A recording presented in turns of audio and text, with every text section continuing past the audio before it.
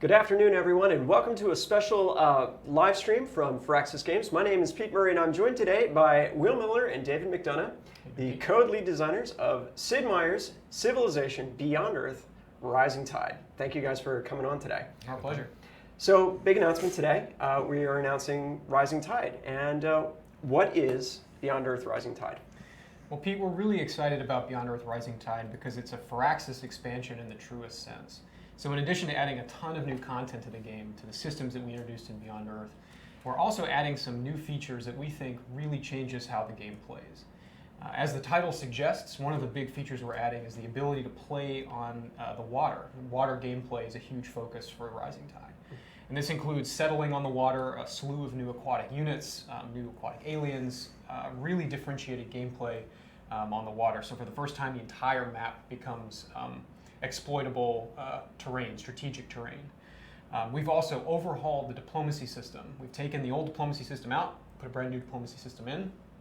This has implications for many parts of the game. The AI, how your personality progresses over the course of the game, lots of changes related to diplomacy in Rising Tide. We've also added new biomes, 2 new biomes and 4 new leaders, along with an expanded quest catalog, artifacts, and lots of balancing changes and AI improvements. Okay. That's there's a lot there. We're going to kind of unpack some of this a little bit. So you're talking about making some changes to the game itself. Will some of that percolate back to Beyond Earth itself? Yes, absolutely. So whenever we make a big move like this with an expansion, there inevitably is some updates and some improvements that we can make to the core game. Not all of it.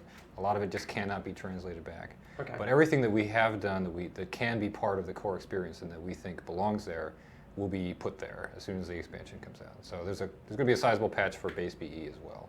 Cool.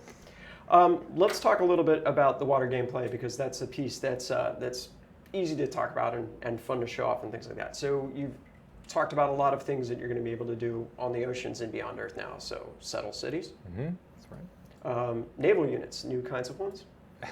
Yes. Yeah, absolutely. Okay. Bring back the submarine, for one thing. All right, so we were actually going to put up an image, so we're looking at right now. There's a lot going on there. Can we? There's a city shooting at stuff, which cities tend to do. Looks like you got a couple new aliens on there, and then a bunch of boats in kind of like the 7 o'clock position there. That's one of the new surface combat units. Yeah, that's the patrol boat. It's a new light squad-based naval melee, similar to your Marine on land. It'll be sort of your frontline shock troop, your basic naval unit. Okay, and that then I assume works with gunboats in an interesting way. The gunboats become ranged. Well, they were always okay. ranged, but they take on more of a cavalry, artillery role, and then of course there's your carriers and your submarines. I think it's important to kind of step back a little bit and talk about what our approach to water gameplay was and where it fits in the Beyond Earth experience. We didn't want this to be an afterthought. We wanted this to be a core part of the Beyond Earth experience, and we also didn't want water to be just blue tiles that you settled on. So one of the first orders of business was to challenge our art team to come up with a way to visualize the things that are going on underwater. This screenshot is very illustrative of this. So there's lots of new resources, new terrain that you have to deal with. So there's a lot of information we needed to convey about what's going on under the surface. So that was our first big challenge. Cool. And then there are some mechanical differences between how you play on land and how you play on water that also further differentiates the gameplay there, but it's important to note that it stands on equal footing with terrestrial gameplay. So you can start in the water, you can settle in the water very early, you can start on land still, of course, and you can have a civilization that spans land and water, or just land or just water, and those are perfectly valid ways to play. Okay. All right, well, let's step away from the water gameplay for a second and talk a little bit about diplomacy. So you said you've torn out the diplomatic system and you're putting a new diplomacy kind of engine system into it. That's right. That's going to change a lot of things. What does that do in terms of how people are going to be interacting with other factions? Well, this is still something that's very much in the works right now. We're working very hard on this feature right now, so I'm not going to get into real specific detail, but I can kind of describe this from a philosophical level, from an approach level. To say we took out Beyond Earth diplomacy is to say we took out Civ 5's diplomacy. One of the things that we learned from releasing Beyond Earth is that the Civ 5 diplomacy just did not work in that game. It relied very heavily on these characters from history that a player brings their own knowledge of into the game, and we needed a better platform to kind of show off our characters' personalities because they're invented from whole cloth. Okay. So the very first goal for the new diplomacy system was personality. Okay. How do we build the personality as a part of the game? How does the personality progress? How does that personality drive gameplay? So we've made a game out of building the personality. The AI plays this game, the player plays this game, and how you negotiate and how you evolve your personality over the course of the game depends, or gives you lots of buffs and special abilities and things like that. It specializes your Civ. Okay. So that was the first part.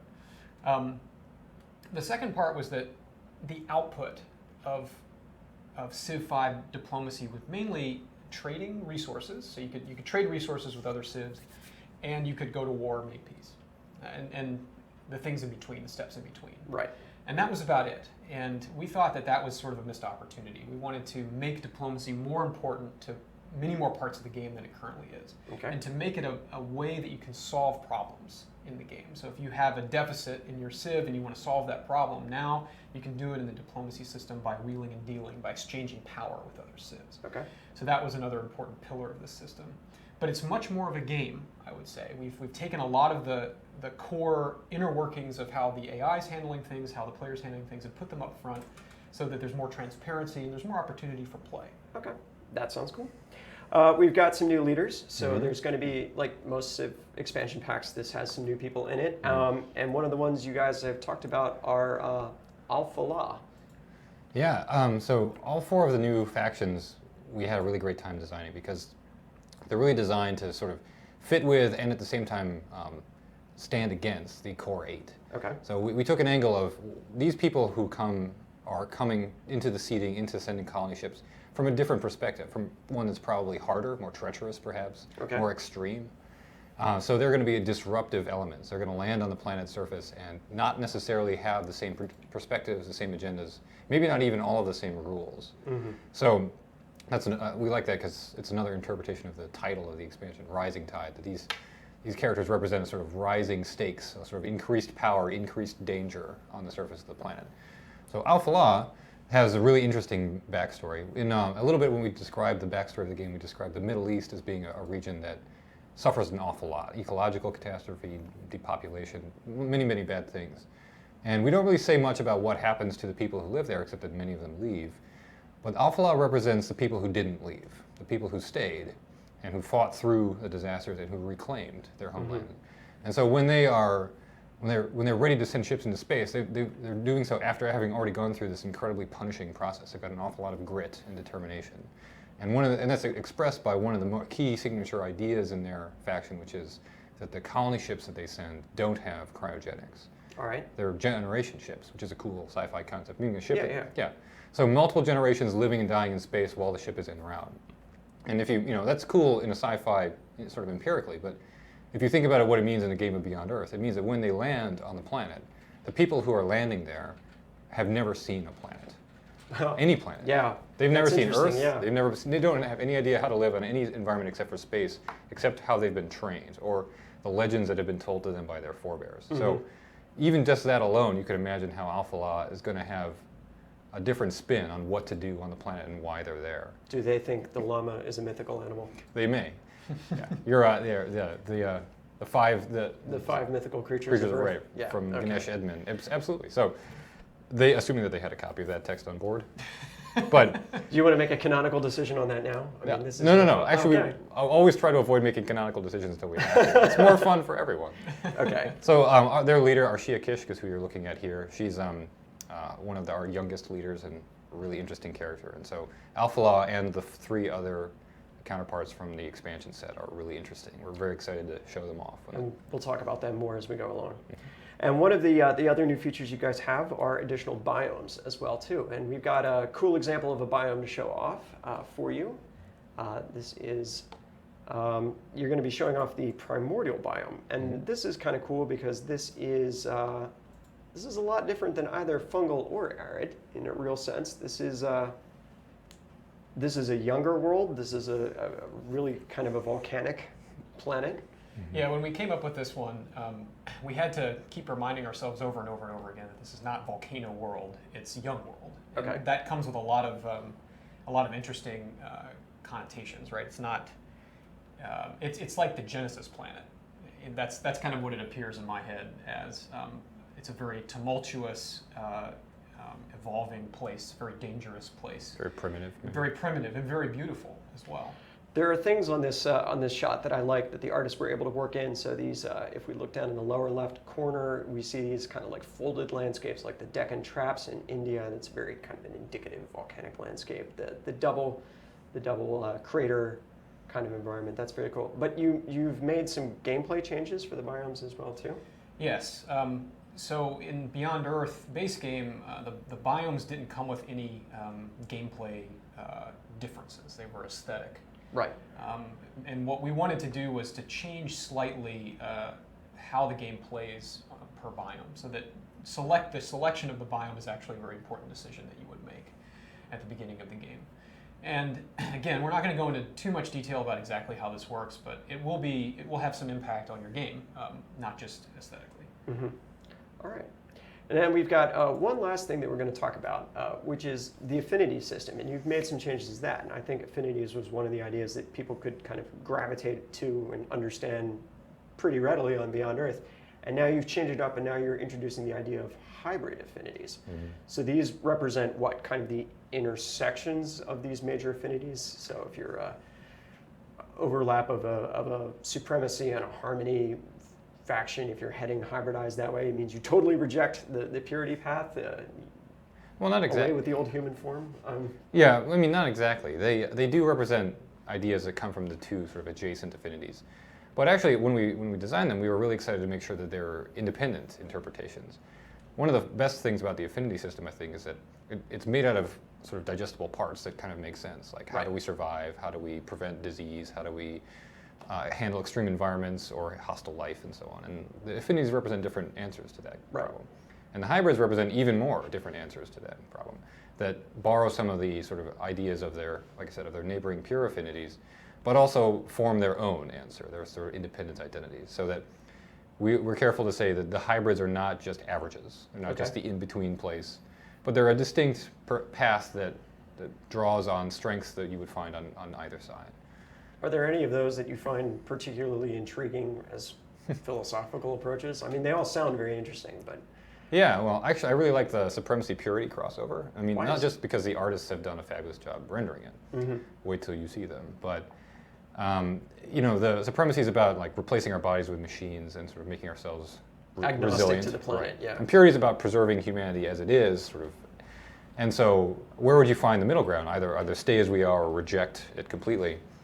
And the answer in this hybrid is kind of, well, we still want to preserve who we are, and we're going to do it by effectively enslaving machines. So like it's a society built on like robots as servants and as like support devices and as like personal adjutants and everything from like personal drones to like combat platforms that like utterly support and rejuvenate the humans on board. So it's both fused together, a world that's very rigidly classist of like the humans above and then the servitor AI below. I like that world. Yeah, so that seems like a good world. Yeah, and you can imagine how that would be reflected in like the Civ's unique abilities, in their society and culture, but especially also in their military units. So that's one of the best expressions of the hybrid affinities in Beyond Earth Rising Tide are the unique units. Will, do you have a favorite hybrid? You know, they're all pretty evocative, I think.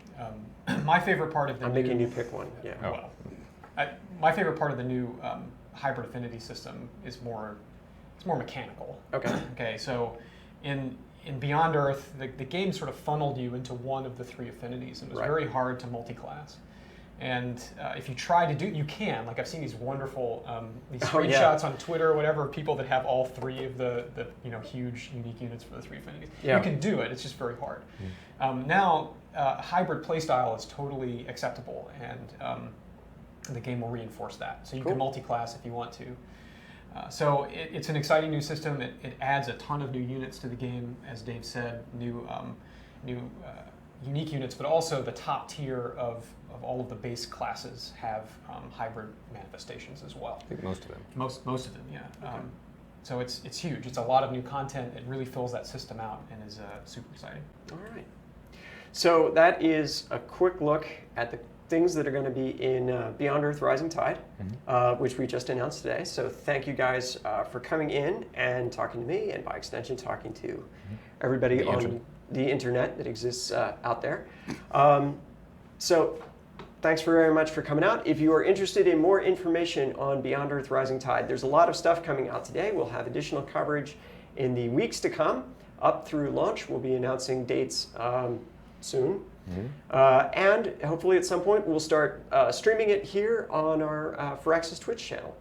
Thanks very much for watching today. I hope you guys enjoyed this stream, and have a good one.